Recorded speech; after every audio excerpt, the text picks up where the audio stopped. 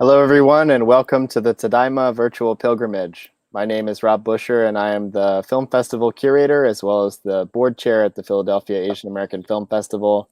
And I'm thrilled to be joined by another Philadelphia-based filmmaker, Rea Tajiri, this afternoon, who we're going to be having a really exciting conversation with about her seminal narrative feature film, Strawberry Fields. Welcome, Rea. Welcome. Thank you. Hi, Rob. Thanks so much for inviting me and also for curating such an amazing lineup of Japanese American films. It's really, really impressive and really comprehensive. Yeah, thank you so much. I appreciate it. And, I just wanted to take a moment to kind of recognize that this is actually the last live Q&A that we're doing as part of the 9-week series. And, as I was putting the series together, obviously, a physical film festival has a lot more pomp and circumstance, opening night, closing night. But I was kind of envisioning this as the closing night film, essentially, right? It's a capstone that I think in a lot of ways really embodies a lot of the conversations that we've had over the last 9 weeks. So it's really exciting to be able to have this conversation here with you in this forum. Thank you. Thank you. So thanks for also just having my film to be the capstone. Yeah. Absolutely. I think it really strikes me, I think, how, as we're having conversations like this, it seems over the last decade or so in the Japanese American community that we've kind of come to this point where people are starting to accept things like intergenerational trauma, in both the activist world as well as the cultural world. But you were already there like 23 years ago, right? In 97 when this film was released. And I think that it's important to acknowledge, I think, how trailblazing that was in a lot of ways. But I guess I'm wondering if maybe we could start by talking a little bit about your family's experiences during World War II, and I guess how that influenced the making of Strawberry Fields. Well, sure. Yeah, I think I'll start by talking a little bit about history and memory, which came first. And to me, that was a real, just creatively and personally, it was a breakthrough. It was I had been working very experimentally, and it was the first film where I really dealt very directly with talking about history, and in this case, the history of incarceration. And the trauma of not knowing, yet always sensing that something had happened, but nobody was talking about it. So my family, unlike many other, it varies. Everybody's experience is different. If you talk to Rea Tajiri, she'll say, her parents were very active and, voicing what had happened and very politically engaged in that way. And my family, they were really kind of trying to, I think, kind of jump over everything and kind of, hey, let's move forward. I think a lot of people who were in their 20s and, were incarcerated were just like, okay, we're done. We want to move on. Very aspirational. And, I think when I was born in 1958. So it was only, they'd been released in 1945. My sister was 13. So, I grew up in a generation where it wasn't discussed. My family was trying to be very, aspirational, be middle class. And camp just wasn't discussed, and I didn't know about it. But I do have these, I had these strange little memories of my mother talking about Poston, and I kept getting it mixed up with Postum, which is a cereal beverage. And I really, kept kind of poking around in that area. But, I have just these little snippets of things. And that's one of the snippets is a memory of my mother washing her face, and that it was hot. And that was in History and Memory. It's a very iconic image that I used in the film. And then, later on, I find out that that image is connected to her time in camp, and that Poston was in the desert. And, I made a pilgrimage to Poston. I met the indigenous tribes, the Colorado River Indian tribes that lived there. And I filmed there. When I was living in New York, ITVS instituted this open call, and I wanted to make a feature. I wanted to try dramatic narrative. I thought that maybe the reach of a dramatic narrative would be and the potential for screening on PBS would be a really wonderful way to introduce the topic. And I received funding, and I chose to work with Carrie Sakamoto, who was a friend and somebody in the Japanese American arts community in New York at that time. Carrie went on to write The Electrical Field, which is an incredible award-winning novel, and she lives in Toronto. And when we were working on the script, I started out with one story. I had these characters, Irene, Luke, and Terry, and the ghost sister. And as we continued to grow the story, Carrie really wanted to she wanted to refer back to this notion of, I guess, I don't know if we called it intergenerational trauma at that time, but the memory and the trauma of the suppressed trauma of incarceration. And she really pushed that, she kind of drew from the themes of history and memory and brought them forward into this script. And so some of that obviously is based on our families, but it was also kind of a reimagining of the 70s. I didn't grow up in a Japanese American community in the 70s in Chicago. It was a very small one. I don't know what the radical community was like, Japanese American. There was a Japanese American activist and radical community, I know, on the West Coast, probably a smaller one in Chicago, but we kind of built this world, and that was the film.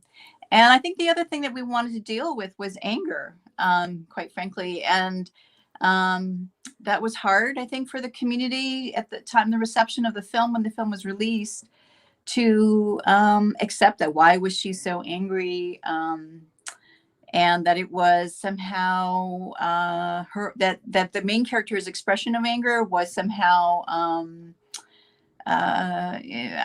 inappropriate, indulgent. But now I think we're seeing, that anger has a real place, and anger has to be expressed, anger has to be accepted, and I don't know, dealt with in some way. Yeah. So that's kind of my long kind of answer about the origins of the film.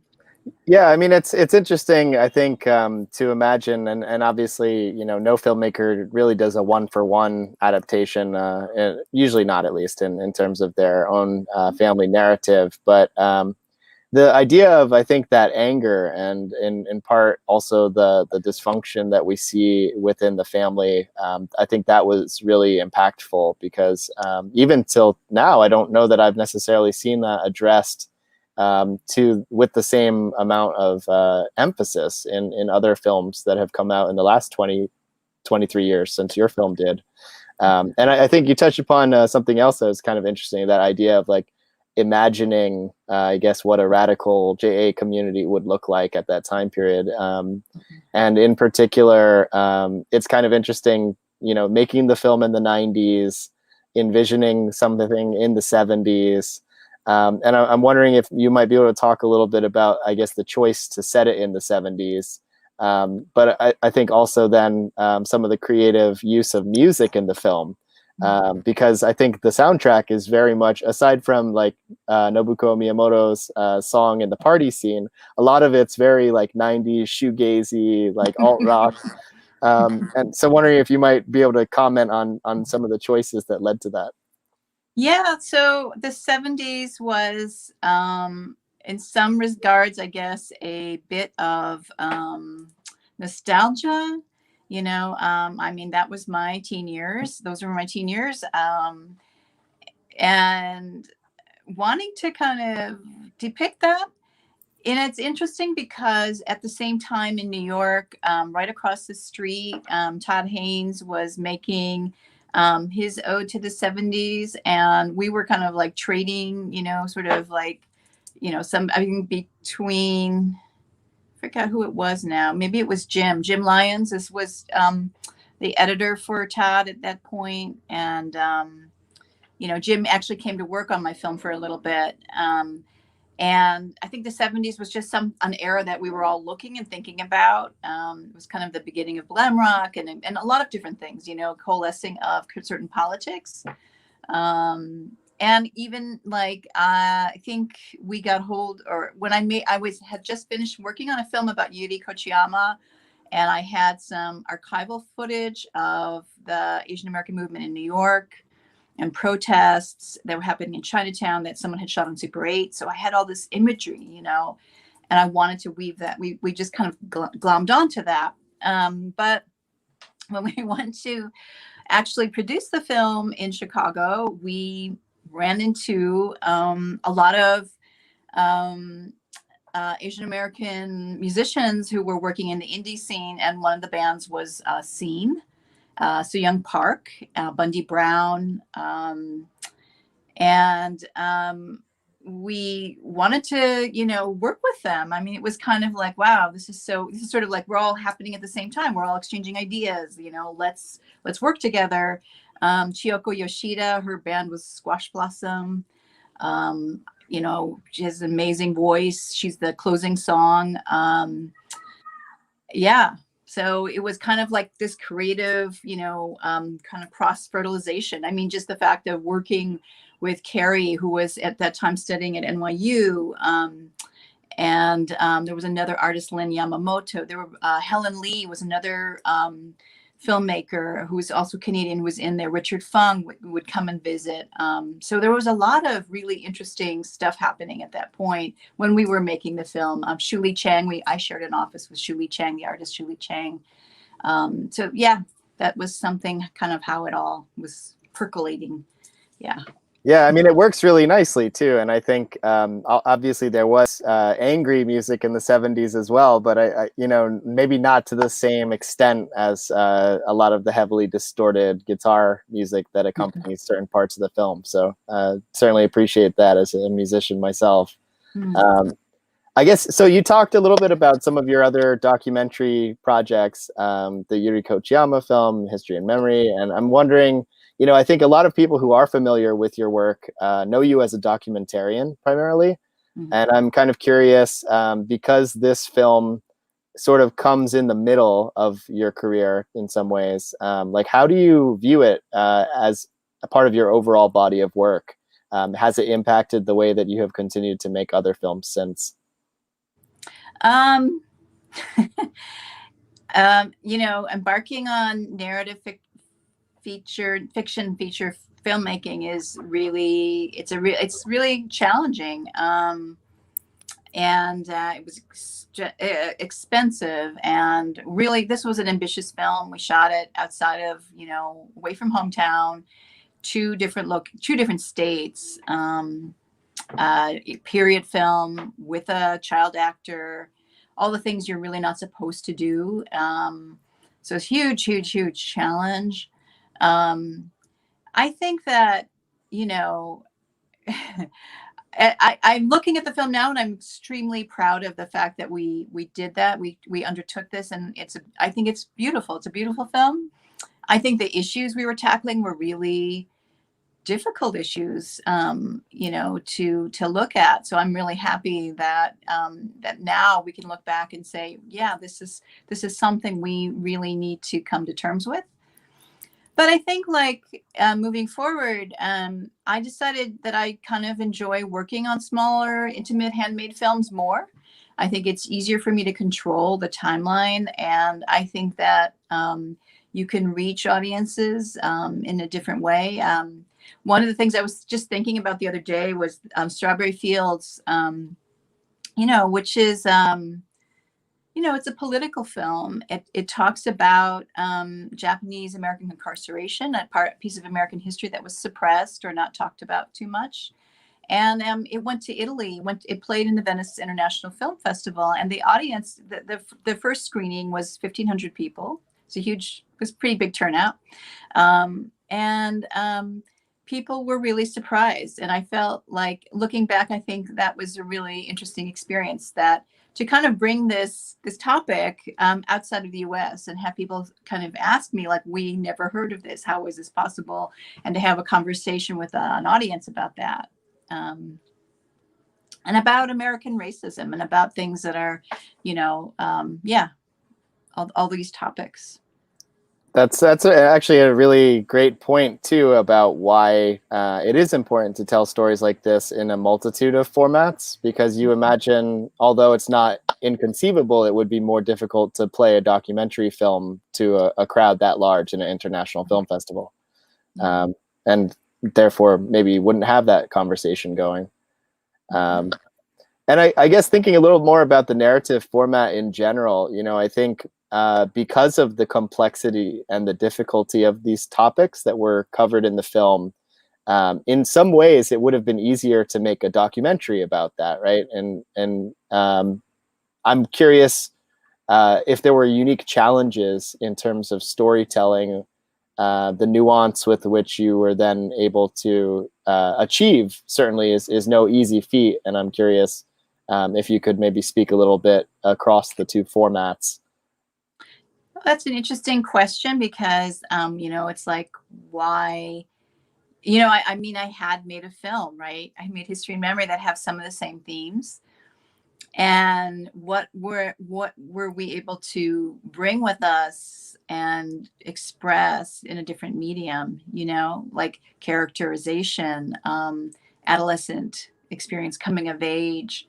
You know, it's really hard to talk about that in a documentary, in traditional documentary, or even experimental, right? You know, like having a subject who you know, kind of trying to explore somebody's inner psychic landscape, you know, a relationship with a ghost, a relationship with death, or, you know, ancestor who, you know, kind of follows this character, and the kind of journey, embarking on a journey to a pilgrimage, right?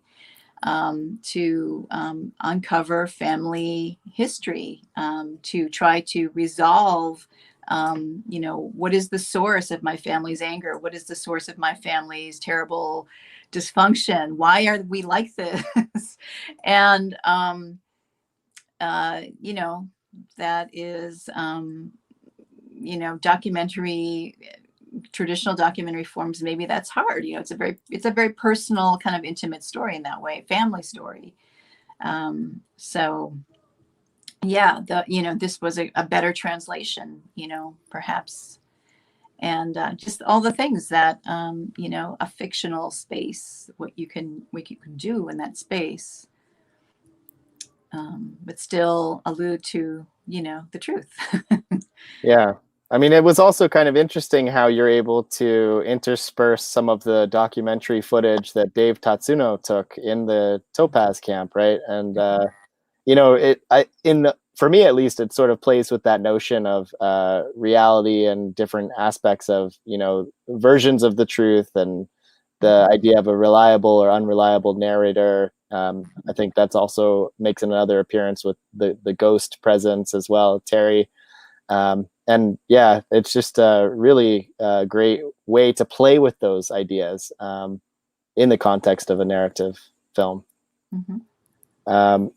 And I guess since you touched on it a little bit in terms of, you know, how the film does address the intergenerational trauma through this kind of family dysfunction, can you talk a little bit about how it was received at the time of its release?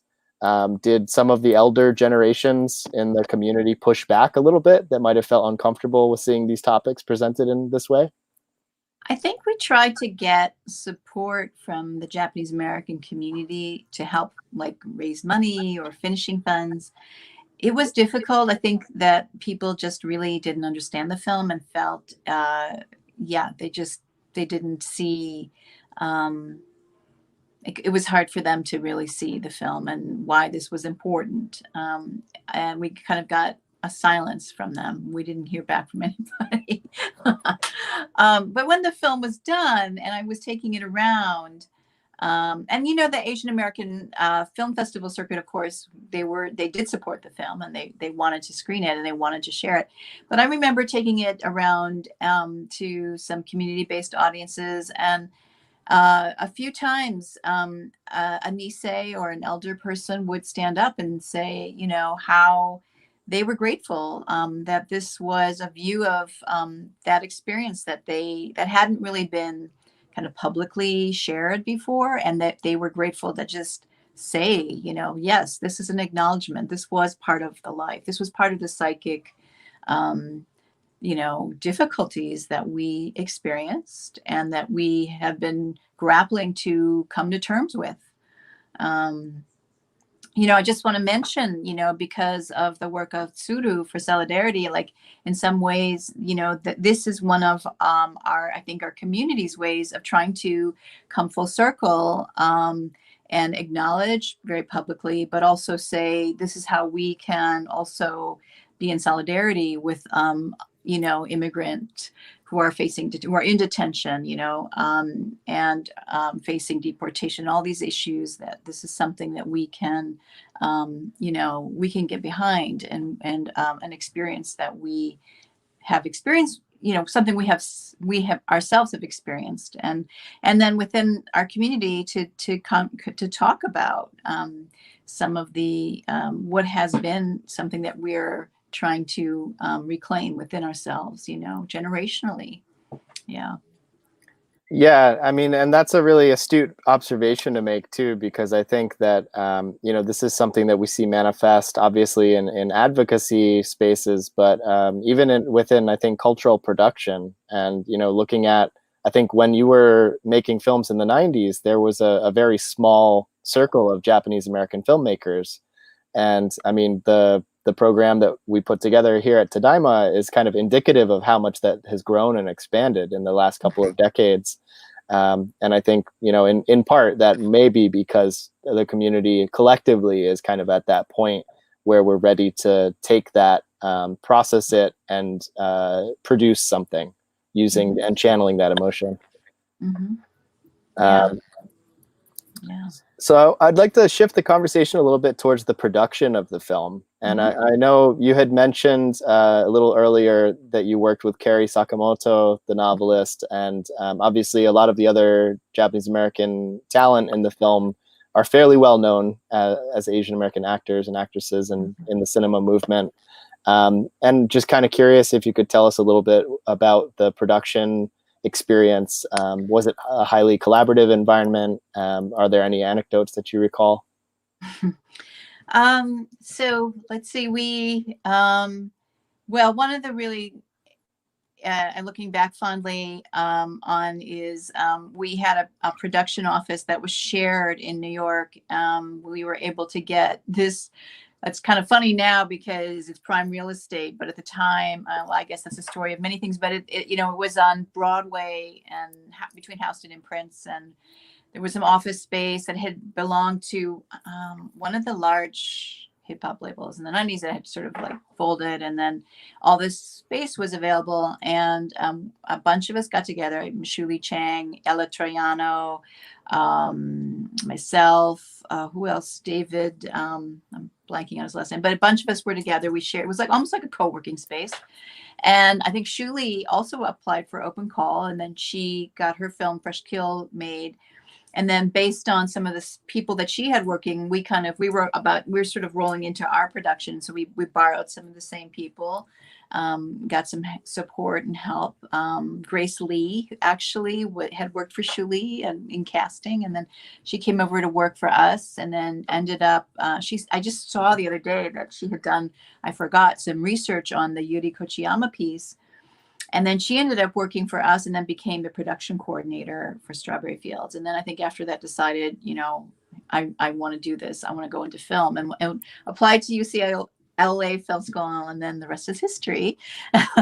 And then Kari Sakamoto, left New York and went to write The Electrical Fields, her novel that she won an award. And in terms of so I had Janice Kambara, who was working for a documentary and came to work for me. And we were doing casting calls, and I was really intent on, I knew that, there were people and actors across the US. And so I think we did 5 cities. I mean, it seems crazy now, but we did casting calls. The community is small enough that it was easy to but we put flyers everywhere. I think like, high schools, everything. We did these big casting calls. We rented a space for a day or two, and then just had all these people come in, and we met all sorts of amazing people. When we were in Chicago, I met Susie Nakamura. She came in, James C. came in, and Heather. And we realized, like, cast, you know, if we're going to shoot in Chicago, it'd be great to have local cast. And we were like, well, these are amazing people.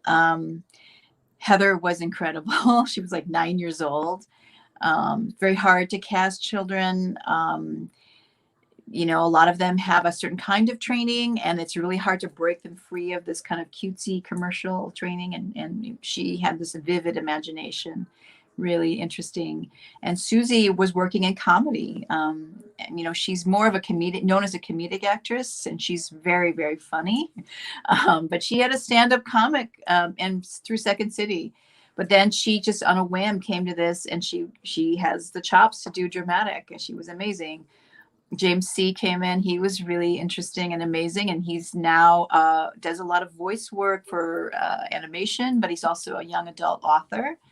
And then when we went to Los Angeles, we were doing casting calls, and we met a few people that we really liked. And Chris Tashima was someone we thought, Carrie said, you know, he's really strong. We should write a character for him. Takai, yeah, was it Takai? Yeah, I guess Takayo also in Los Angeles. We really liked Takayo. Who was the other? Oh, and then my cousin Reiko, who I asked to come in, and then she read, and we wrote a character for her. So that was really interesting. We moved. We left New York. Janice Kambara and I moved, and Grace Lee actually came and joined us later. We moved. We found kind of a garage that we ran our office out of, like a kind of lofty garage, and we ran our office out of. And we set up shop, and we hired a producer, and we hired local crew. Except for Janine, who was the first AD. She was working in LA. She had a lot of experience, was doing a lot of kind of funny B movies, but really ran a tight set and knew how to run a set. The DP is Zach Weinstein, really incredibly talented DP, great, very collaborative. And the script with Carrie had already been kind of finalized by the time we moved there. So it was a very compact script, and I think the dialogue was really tight. So it was very hard to kind of really open and change things very much. I think the collaboration might have been like Carrie's being part of the casting process and seeing people and saying, okay, you know, I can work this. That's what gives me an idea for someone I could write, you know, and change and expand the script. So that was interesting.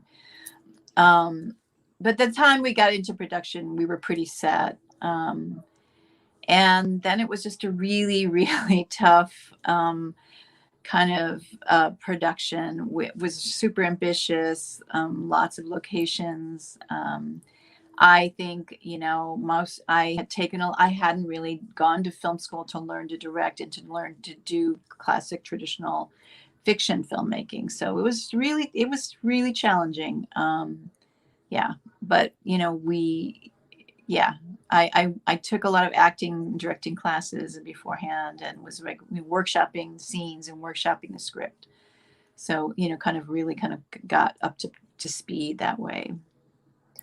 Yeah, I mean, the performances were so strong. And I think, you know, one of the things you were touching upon is like how difficult it is, especially when you're casting a child actor, you know, and the character, really powerful emotional performances. And I think, you know, obviously so much of the film relies on that, but also the dialogue being well written. And I mean, it shows that a lot of love and care went into the script as well as the performances themselves.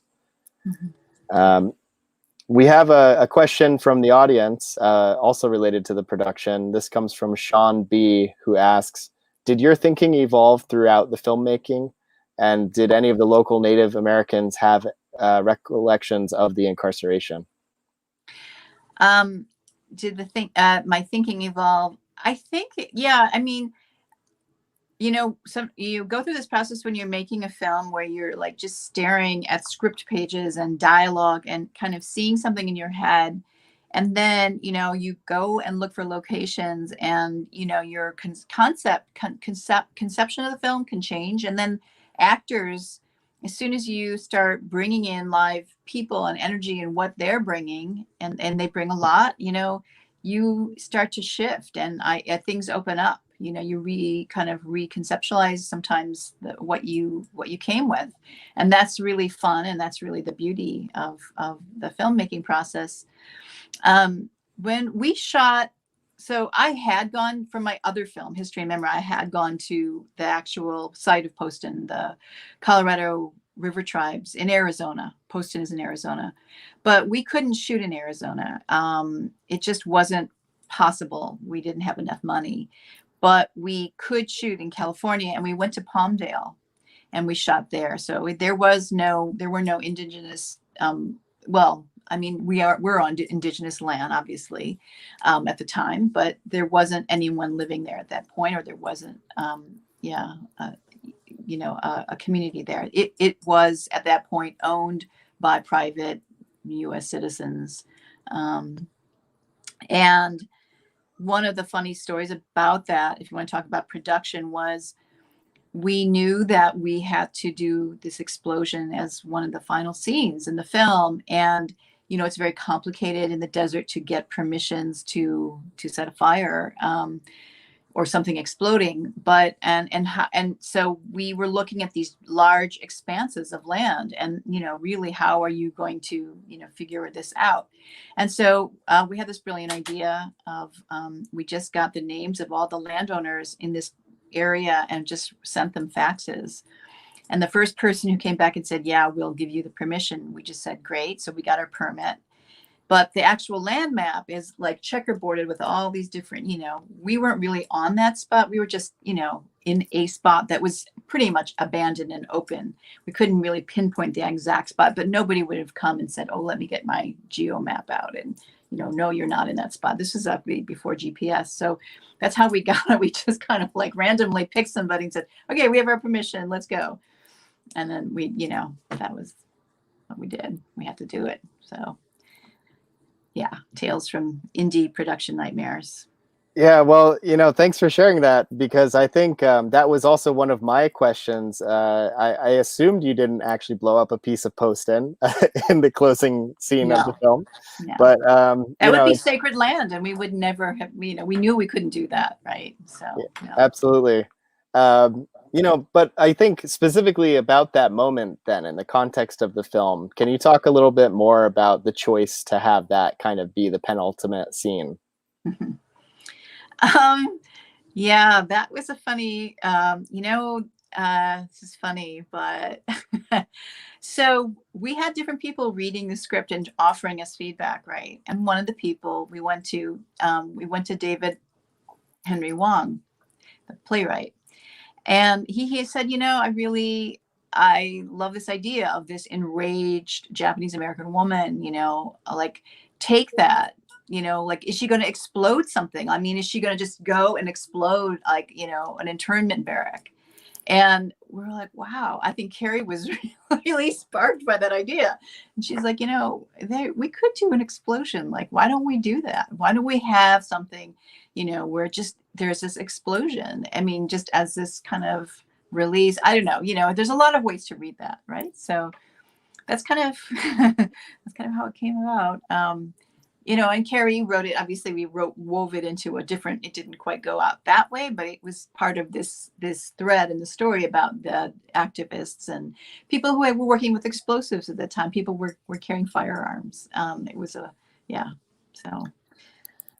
Yeah, and I guess another question about some of the resolution of the film. I think the choice for Irene to not be able to get the emotional closure and connection with her mother is a very important choice. And, I certainly, have my own interpretations of it, but I'm kind of curious, why, from your angle, why did you decide to leave that conflict? I think that, I think it's funny. Looking back, it was a choice that came from Carrie. it was a choice that we discussed.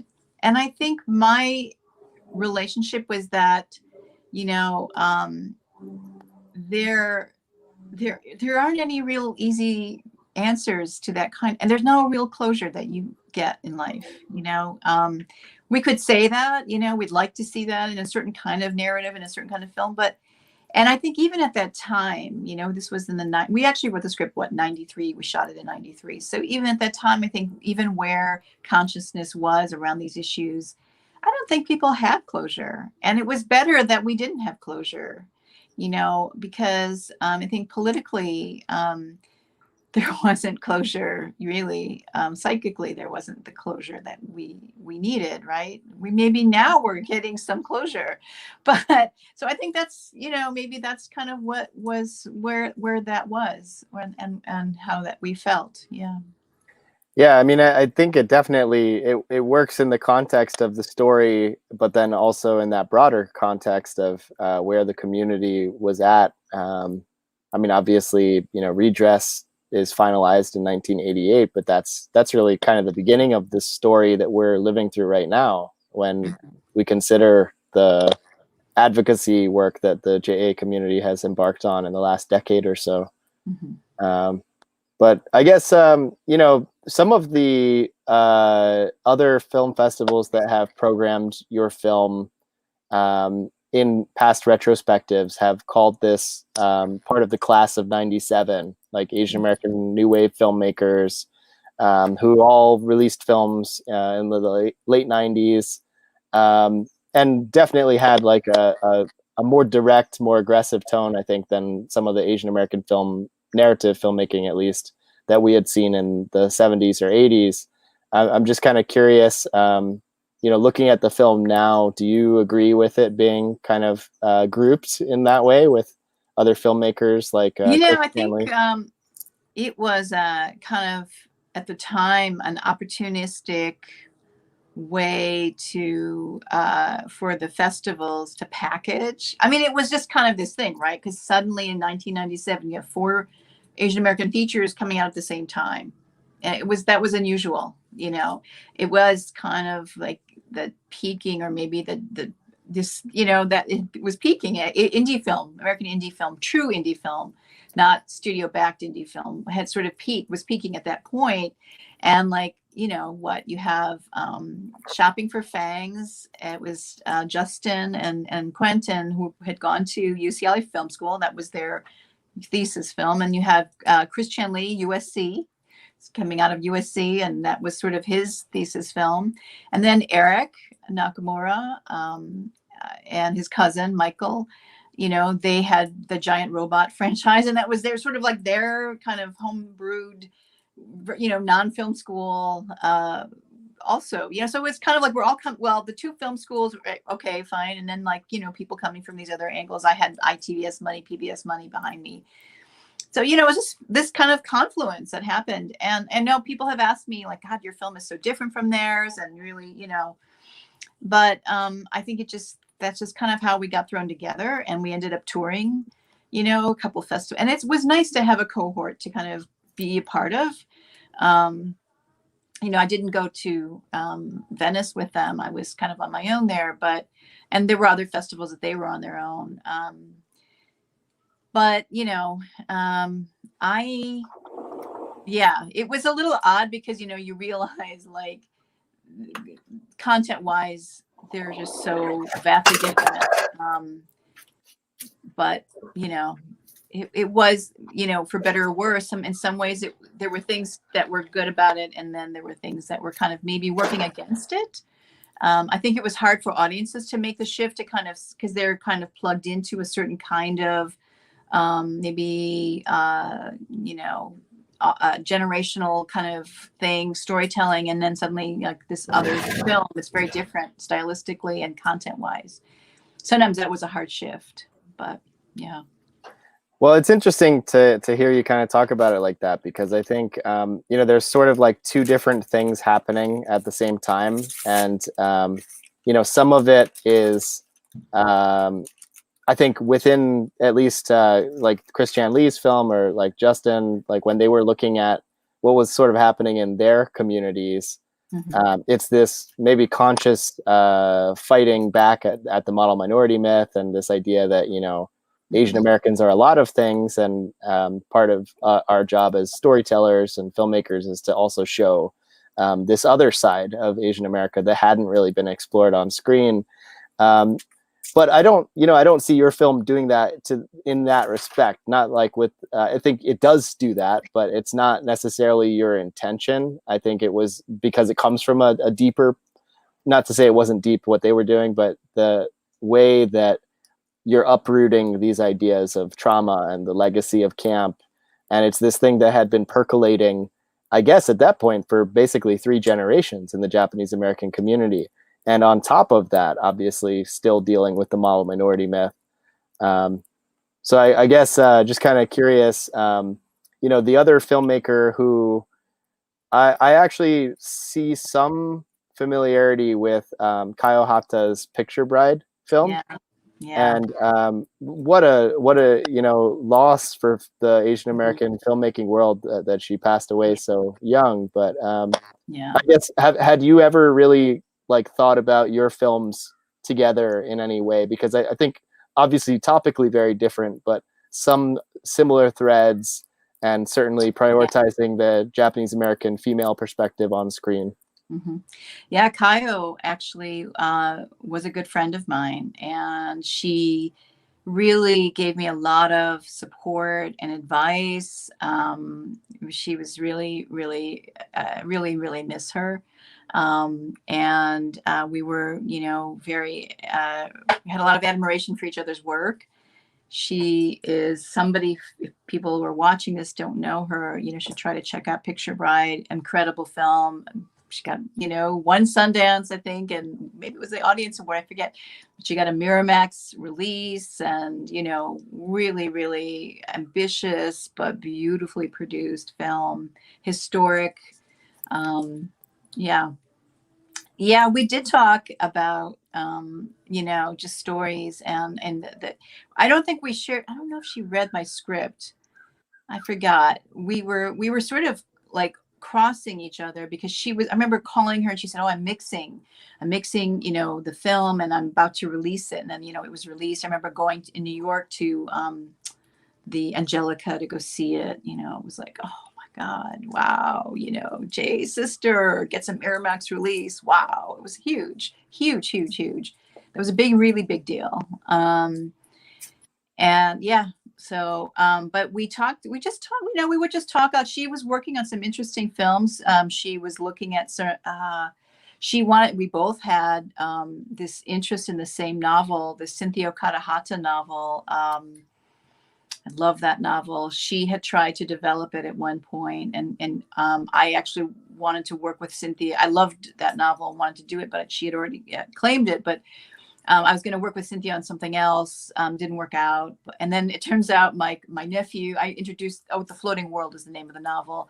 I gave that to my nephew. He ended up writing his undergrad thesis on that novel and incorporating it. So yeah, there were a lot of, you know, we shared a lot of ideas and experiences together. That was an interesting, you know, kind of cross germination, you know, thinking about stories and you know, definitely Japanese American women's experiences. Yeah, and I guess it would have been interesting to see. Obviously, had her career went on much farther beyond that film, there could have been interesting potentials for collaboration. But I guess that being said, I'm curious. Obviously, you know, there is some collaboration between documentary and narrative folks, and the fact that Grace Lee was working on your film and is also known as a you know, really prolific Asian American documentarian. I'm curious if you had since had the opportunity to collaborate with any of the other filmmakers that were working on Picture Bride. We're working on Picture Bride now, but I'll just say, like, you know, Grace actually made a feature, and she made I think she won an award for her short thesis film, and it had Susie Nakamura in it, by the way, and as along with oh my God, Sandra Oh. Yeah. But so she started out making features. I think the feature world is really tricky and really competitive and really hard. It's hard for women to break in, women of color to break in. And she ended up, really developing more as a documentary filmmaker. So anyways, just wanted to say that. I think collaborating with other directors is really hard. I don't think it happens that often. Unless you're married, I don't know, whatever, they're your sibling or something. But, unless it's in a series or something, or, an omnibus project, like we did do an omnibus, Christian Lee, Quentin, Eric, and Michael and myself did an omnibus project. The CamFest, it was called NATA then, but CamFest sort of said, well, if you can produce an omnibus, we'll come invite you back next year. And so we kind of made these little shorts that we kind of strung together. I'm blanking on the name, but I made a little film called Little Murders, a little digital short, because that was the beginning of digital, kind of more the crossover into digital stuff. So, is that film available anywhere online? on my Vimeo. I haven't like opened up the link. I probably should. Yeah. Yeah, well, it's really fascinating to just kind of think about that moment in Asian American filmmaking in general, because I think in so many ways, it set the tone for a lot of what's happened over the last 20 years. And, everyone that you're talking about right now has kind of gone off and succeeded in their various avenues, whether it's filmmaking or otherwise, to continue sort of shaping the Asian American cultural movement. And, I guess looking back now at your work, 23 years later after its release, are you surprised to see, the volume of work that's here? Are you encouraged by it? Any thoughts about sort of the directions that Asian American filmmaking is moving in currently? It's exciting that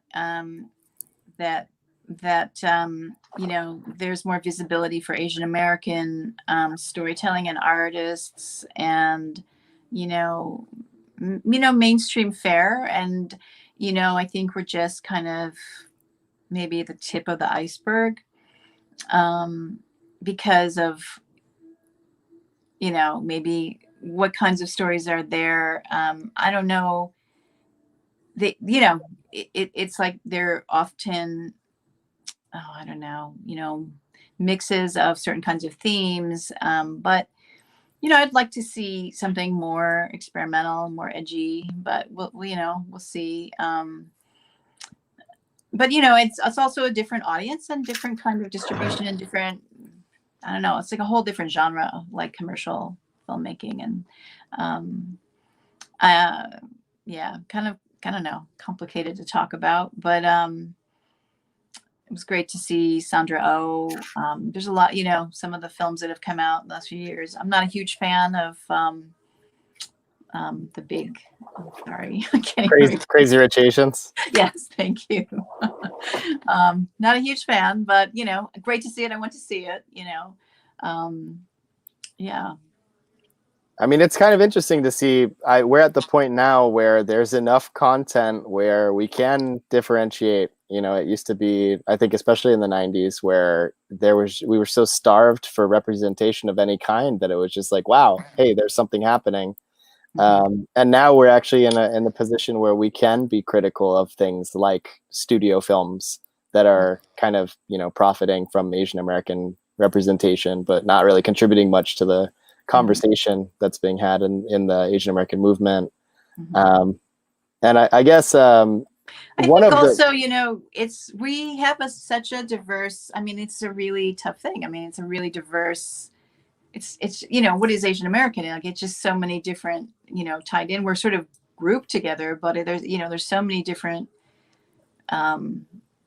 heritages, right? It's talking about like all these different countries. It's like not just, it's hard to say like this is the Asian American story. So it's a tricky thing. Yeah. But One of the things I'm curious also if you might want to talk a little bit about ADOC, because I think the Asian American Documentary Network, I mean, that's been one of the more exciting things, in my opinion. And to your point, it is creating a space for this diversity of voices and narrative to come from the documentary space. yeah, ADOC has been, it's a network that was started by Leo Chang and Grace Lee, Renee Tajima, and it really got a lot of momentum. It's a space where, I think most of the conversations take place on Slack. And it's a huge network. Obviously, there was a need for this, and there is information share, conversations about topics. Where do I get this? How do I get this? Questions, crew, funding, different people invited to kind of speak, on the Slack channel. It's quite amazing. And the other network that started is Brown Girls Doc Mafia, which is a really big network too, about 4,000 women of color, banded together. Both of these groups banded together to fight systemic racism in the industry and to provide more opportunities. And, for a lot of people to break in. I refer students and get them kind of involved. And yeah, it's been great. We have a question from the audience. Ken Mochizuki asks, has the time finally come for Asian Pacific American women in front and behind the camera? Sure. Yeah, sure. Of course. There's a lot of us out there, right? There's a lot more coming. Yeah. I think that, the advancement of people going to film school and getting a certain kind of training and professionalization, there's just been both really interesting. Sometimes it's good and bad, but it's certainly made for people, opportunities for people to go out there and create work and get work out there and distribute it, make a living, hopefully. Yeah.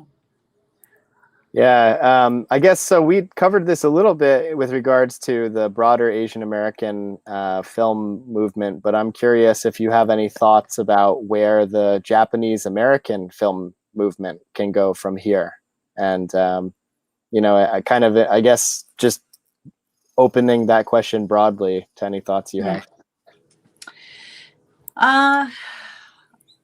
That's I always hate questions like this. I don't know if I have an answer, but I feel like,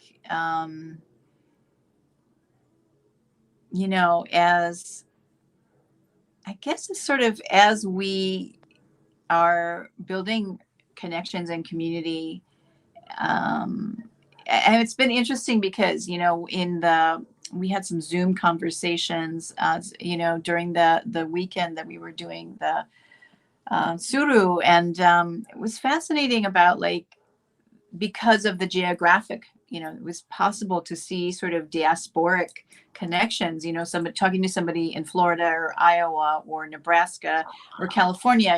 I'm usually thinking like we're congregated in New York or Chicago or West Coast, but it was really interesting to see the spread and to hear certain things that seem to be running themes. And so just seeing the richness of the culture and the conversations, hoping that metabolizes into cultural production, there's some really interesting people who are writing now, Brandon Shimoto, Tamiko Nimura, other people who are writing really interesting stuff that's getting out there in sort of journalism, as well as in fiction and poetry. So that sort of feeds into, film and lots of places. Well, it's funny you should mention Brandon's name, because he's just asked a question in the comments. How has your relationship with the Japanese American incarceration, including your family's experience, changed since you made History and Memory in Strawberry Fields? Or what has the relationship evolved into? Yeah, I think in the beginning, it was this sort of shrouded in mystery. Did this really happen? Kind of creepy feeling, like the haunting kind of feeling. Are you sure this happened? I'm not sure. My mother really had buried it and had this strange relationship where she kept selling, she would tell me things like, oh, I was only in camp for 2 weeks. I won't get in reparations. I'm not eligible. And when I did the research and went to the archives, I found out she had been there longer. She had been there for a full, I think it was 18 months. And she had left because she was able to get out to get work. But so that, things like that, where there were buried things that were buried. So when I made my film, History and Memory, then my family was kind of stunned, and I think they could acknowledge, to see this reflection back, they could acknowledge what had happened. And then conversations began to grow within the family, within my mother and I, between my mother and her sisters, between her sisters in California, and then their friends, and then the communities. And then of course the film did tour, and I took it to different Japanese American communities and had conversations and intergenerational dialogue. So I think it really started people thinking and talking. And I would have Sansei say, I want to ask my parents, what should I do? They won't talk about it. How should I start the conversation? So those are things that I think it did evolve and did have that kind of resonance. And my family, I think, does feel like this is a part of us. This is part of our history. They do acknowledge it. They do claim it. Yeah, and it's given them sort of a way to be in solidarity, to claim that as part of their identity. I think that's so important to think about that, almost giving ourselves permission to claim that part, and the parts that are most maybe shameful from that generational perspective, but are also the things that shape who we are as a community. And I see, we keep talking about it, but Tsuru right now, the Tsuru for Solidarity movement, I mean, it's a just perfect point. We've got so many elders who, many of them have been involved in various advocacy movements throughout their lifetimes, but some of them have not been. And this is kind of the moment where they're being politicized. Yeah. To say that, maybe for the first time, that they want to speak up about what happened to them because they see that experience reflected again. Mm-hmm. And I know you've actually helped to document at least one of our actions related to Tsuru for Solidarity. Kind of curious if you could maybe comment on, maybe what it's like from the filmmaker's perspective. To document that direct action, that particular direct actions. Yeah, so I'll just mention we Tsuru joined forces with a few Haitian immigrant groups and went to Berks to protest the detention. I think 4 out of the 5 families are Haitian families. And it was quite amazing because we knew that they could hear us. So we had speakers. There was a performance, cultural performance, both Haitian cultural performance with drumming and singing and chanting. And then Tsuru did taiko. And then at one point, they were both playing together, which was kind of amazing. And we were, able to see that we were being heard. And that was a very incredibly powerful kind of communication when you can't really just sit down and talk to somebody. There's other ways to convey that, there is support and there is hope, that people are outside supporting what's happening and fighting. So it was a really amazing, it was amazing to see. Yeah, I know, when you're doing something like interpretation for an event, right? Like you sort of have to internalize what's happening in different ways. And I'm curious if that's also an experience for you as a filmmaker who's kind of like watching this thing transpire through the lens. Yeah, I mean, I think it's like trying to think about like, what, I mean, I talked with the organizers and so I don't think of myself as necessarily like I'm an objective view. I was trying to help the organizers too, to like, what is the message that you're trying to like look at here? What do you want me to, and then I will also see things that happen, and I try to, but I wanted to, do framings where it was clear that we were working together, and to show the energy that was behind it, and to show the cultural expression and the cultural performances that are traditional performances that were done both to promote healing, spiritual performances that were very powerful. Mike did a Tibetan ritual ceremony. They're both Tibetan and I guess Haitian use the conch shell as a horn. And so there was that moment where both of them, Mike and this person from the Haitian group did this performance with blowing the conch. And so you're standing there watching it, and I mean, it does go through you. You do feel it. It's so powerful, and you're just trying to at the same time capture that. You're hoping that everything technically is happening and that you capture it and nothing is going wrong, and you're just holding your camera, kind of like you're just kind of vibrating, and you're kind of in it. You can't really. When I film, I'm like, I'm just kind of in another zone. I'm so focused on what's happening, and I don't talk to people. I sometimes don't drink enough water. I had to stop and go get water. I forgot. But, and then you have to step back and try to have a little bit of what do they call it? Discriminating powers. So you don't just over capture, and make choices. Yeah. Yeah, well, thank you for sharing that. I think it's interesting for folks who aren't as keyed into filmmaking, what goes into actually creating something like that, and I think that's a great example. So we are coming to the end of our time, and I just wanted to thank you so much for joining us this afternoon, Rea, and wanted to give you an opportunity to say any closing thoughts if you'd like. I guess just that it's really during this period where we're really going through a racial reckoning in solidarity with Black Lives Matter. It's really important. I'm very happy that also we're looking at our history and our community and the evolution of, our consciousness raising, our the struggles that we faced, as well as the kind of amazing culture that we formed, in Japanese heritage. So it was really an honor to be part of this, and I'm really glad that this happened. And it's part of a fuller picture as we shift, the world, and yeah. So, thank you.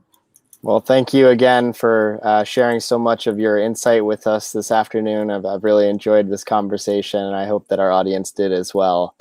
Thank you, everybody, for tuning in. Who tuned in? Thank you.